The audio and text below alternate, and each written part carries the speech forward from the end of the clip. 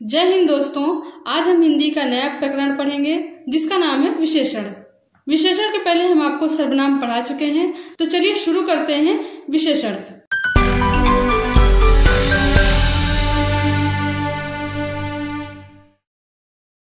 दोस्तों, इस वीडियो को आप पूरा देखिएगा। पूरा वीडियो देखने के बाद हमने इस वीडियो के अंत में एक महत्वपूर्ण उदाहरण बताया है। उस उदाहरण को पढ़ने के बाद आप विशेषण और विशेष पूरी तरह से समझ जाएंगे।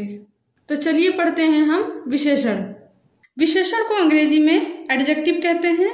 विशेषण के नाम से ही पता चल रहा है कि यह किसी की विशेषता बताता है, अर्थात किसी संज्ञा या सर्वनाम की विशेषता बताने वाले शब्द विशेषण कहलाते हैं। तो चलिए जानते हैं विशेषण की परिभाषा क्या है। विशेषण संज्ञा अथवा सर्वनाम शब्दों की विशेषता अर्थात गुण, दोष, संख्या, परिमाण बताने वाले शब्द विशेषण कहलाते हैं। उदाहरण के लिए जानते हैं बड़ा, पीला, दयालु, छोटा, 5, टेढ़ा मेढ़ा आदि शब्द विशेषण होते हैं। विशेषण को पूरी तरह से जानने के लिए हम कुछ और परिभाषाएं भी जानेंगे। विशेषण के साथ साथ हम पहले जानते हैं विशेष क्या होता है। जिस संज्ञा अथवा सर्वनाम शब्द की हम विशेषता बताते हैं वे विशेष कहलाते हैं, अर्थात विशेष कोई संज्ञा या सर्वनाम होता है जिसकी हम विशेषता बताते हैं। यह कोई वस्तु, कोई मनुष्य या कोई जगह हो सकती है। वाक्य के अंतर्गत जो विशेषण शब्द होते हैं, अर्थात जो शब्द किसी की विशेषता बताते हैं, वे शब्द विशेष के पहले भी आ सकते हैं और विशेष के बाद में भी आ सकते हैं। अर्थात जिसके बारे में हम कोई विशेषता बताते हैं उस विशेषता को हम उस व्यक्ति के पहले या बाद में लगा सकते हैं।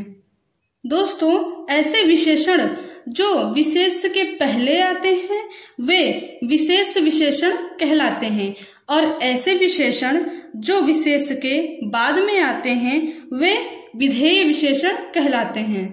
इसके लिए हम उदाहरण जानेंगे। पहला उदाहरण है कुछ बच्चे खाना खा रहे हैं। इसमें कुछ शब्द विशेष विशेषण है। दोस्तों, अब हम विशेषण को अच्छी तरह से जानने के लिए एक और शब्द की परिभाषा जानेंगे। वह शब्द है प्रविशेषण। प्रविशेषण क्या होता है और वाक्य में कौन से शब्द प्रविशेषण कहलाते हैं। प्रविशेषण ऐसे शब्द जो विशेषण की विशेषता बताता है वह प्रविशेषण कहलाता है। उदाहरण के लिए एक वाक्य लेते हैं। वाक्य है सीता अति सुंदर हैं। यहाँ पे सीता विशेष है, अति प्रविशेषण है और सुंदर विशेषण है। कुछ और वाक्य आपको बताते हैं जिससे आपको पूरी तरह से विशेषण समझ में आ जाएगा।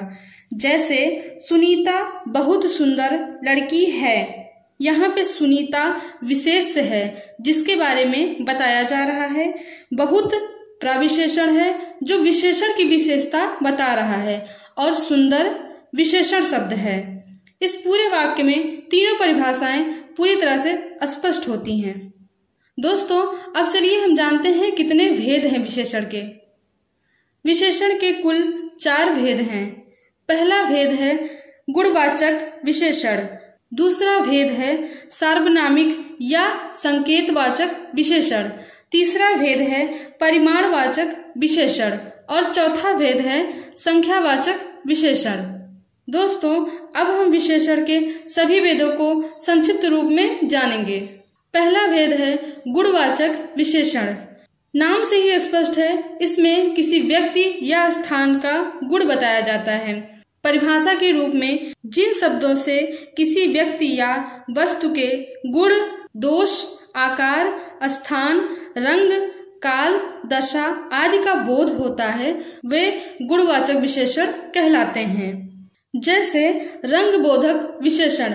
रंग बोधक विशेषण के अंतर्गत किसी व्यक्ति या वस्तु के रंग का बोध होता है, जैसे लाल, काला, पीला या किसी वस्तु के रंग को प्रदर्शित करता है। दूसरा है काल बोधक विशेषण। काल बोधक के अंतर्गत ताजी, बासी, नया, पुराना आदि शब्द आते हैं। तीसरा है दिशाबोधक विशेषण। इसके अंतर्गत उत्तर रेलवे, पूर्वोत्तर रेलवे आदि शब्द आते हैं जिनसे हमें दिशा का ज्ञान होता है। ये सभी गुणवाचक विशेषण के अंतर्गत आने वाले शब्द हैं। विशेषण का दूसरा भेद है सार्वनामिक विशेषण या संकेतवाचक विशेषण। हम आपको सर्वनाम पहले ही पढ़ा चुके हैं, आपको पता होना चाहिए सर्वनाम क्या होता है। सर्वनाम संज्ञा के स्थान पर प्रयोग किए जाने वाले शब्द होते हैं। तो चलिए जानते हैं सार्वनामिक विशेषण क्या है। जो सर्वनाम अपने सार्वनामिक रूप से ही संज्ञा के विशेषण के रूप में प्रयोग किए जाते हैं वे सार्वनामिक विशेषण या संकेतवाचक विशेषण कहलाते हैं। उदाहरण से हम आपको स्पष्ट करते हैं। उदाहरण है वह छात्र नहीं आया। यहाँ पर वह शब्द एक सर्वनाम है जो सार्वनामिक विशेषण के रूप में किसी व्यक्ति की विशेषता बताता है। इसके और भी उदाहरण जानते हैं, जैसे वह कौन लोग आए थे। यहाँ पे कौन शब्द सार्वनामिक विशेषण है। तीसरा उदाहरण है यह कैमरा बिल्कुल साफ है। यहाँ पर यह शब्द सार्वनामिक विशेषण है। इसके और उदाहरण जानते हैं। माता जी के पास कोई व्यक्ति खड़ा है। यहाँ पे कोई शब्द सार्वनामिक विशेषण है। हमारे पास आज कुछ भी देने को नहीं है। यहाँ पर कुछ भी शब्द सार्वनामिक विशेषण है। तुम इनमें से कौन सा आम लोगे। यहाँ पर कौन सा शब्द सार्वनामिक विशेषण है। तो चलिए अब हम सर्वनाम का तीसरा भेद जानते हैं। तीसरा भेद है परिमाणवाचक विशेषण। जिन विशेषणों से किसी व्यक्ति या वस्तु के परिमाण अथवा मात्रा का बोध होता है वे परिमाणवाचक विशेषण कहलाते हैं। अर्थात कोई चीज कितनी है इसका बोध कराने वाले शब्द परिमाणवाचक विशेषण कहलाते हैं। जैसे 3 लीटर दूध, 2 मीटर कपड़ा, कुछ घड़ों पानी आदि शब्द परिमाणवाचक विशेषण हैं। परिमाणवाचक विशेषण के 2 भेद हैं। पहला है निश्चित परिमाणवाचक विशेषण और दूसरा है अनिश्चित परिमाणवाचक विशेषण। निश्चित परिमाणवाचक विशेषण वे विशेषण होते हैं जिसमें वस्तु की निश्चित मात्रा अथवा परिमाण का ज्ञान होता है। वे निश्चित परिमाणवाचक विशेषण कहलाते हैं। उदाहरण के लिए जानते हैं बाजार से 5 किलो चीनी ले आओ। यहाँ पर 5 किलो शब्द निश्चित है जिसको न कम किया जा सकता है न बढ़ाया जा सकता है। दूसरा भेद है अनिश्चित परिमाणवाचक विशेषण। जिन विशेषण शब्दों में वस्तु की अनिश्चित परिमाण अथवा मात्रा का ज्ञान हो वे अनिश्चित परिमाणवाचक विशेषण कहलाते हैं।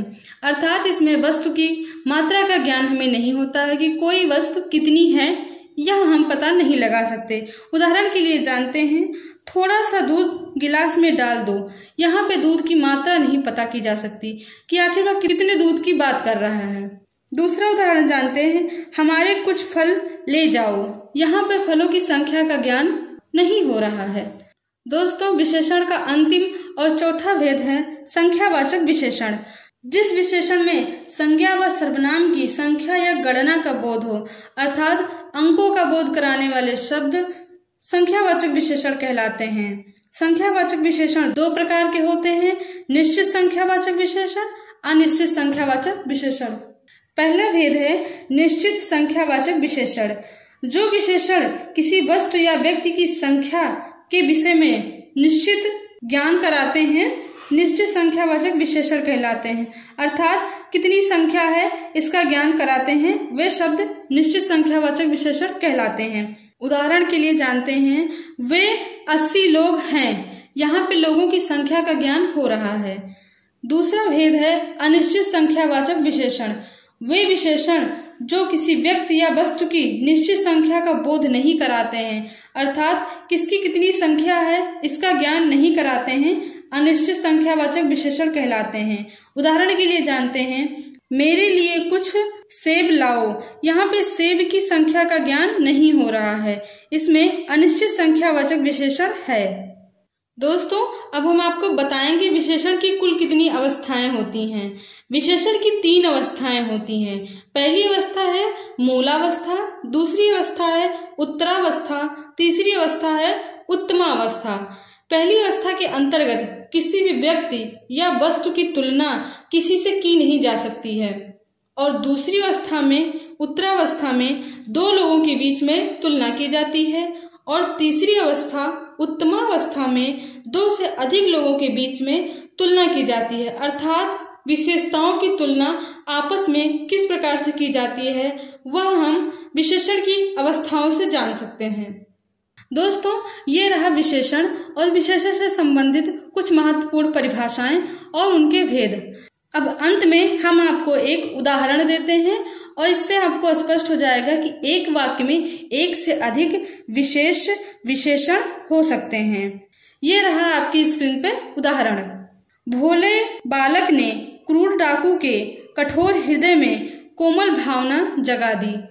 यहाँ पर भोले शब्द विशेषण है जो बालक की विशेषता बता रहा है और बालक शब्द विशेष है। आगे क्रूर शब्द विशेषण है, डाकू शब्द विशेष है, कठोर शब्द विशेषण है, हृदय शब्द विशेष है, कोमल शब्द विशेषण है, भावना शब्द विशेष है।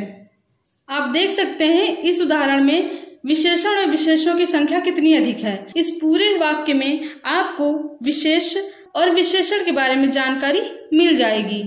ऐसे ही परीक्षाओं में वाक्य देकर हमको भ्रमित किया जाता है और हम विशेषण को पहचानने में असमर्थ होते हैं। दोस्तों, विशेषण को जानने के लिए विशेषण के उदाहरणों को ध्यान से पढ़ें और अगर आपको कहीं भी कोई भी समस्या आ रही है तो आप नीचे कमेंट करें, हम आपकी समस्या का समाधान जरूर करेंगे। दोस्तों, आप हमारा सहयोग करें, हम आपकी सफलता में आपका साथ देंगे। धन्यवाद दोस्तों।